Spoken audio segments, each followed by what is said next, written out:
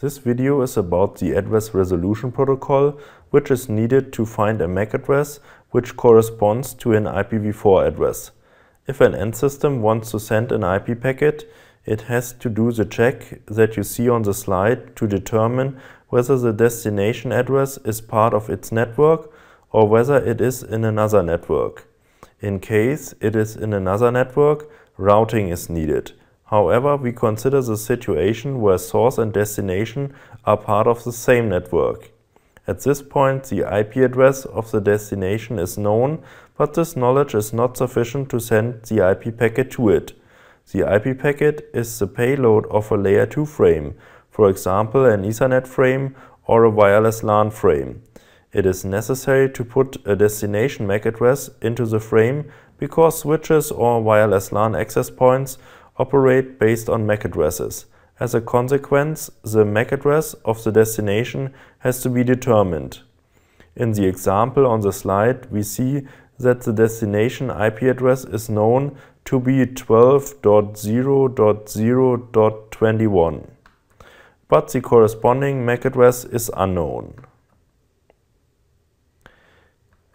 To determine MAC addresses based on IP addresses, a protocol is used which is called Address Resolution Protocol. It uses tables which contain the learned matchings of IP addresses to MAC addresses. This table is called ARP table or ARP cache. The naming as cache refers to its configuration that the entries are valid only for a certain time, for example 20 minutes. In this way, the ARP table is kept relatively small and wrong entries are avoided. This is a similarity to the MAC address table. However, you find MAC address tables on switches, whereas the ARP tables are on end systems. To take a look at the ARP table that you have on your computer, just type in ARP-A into the command line.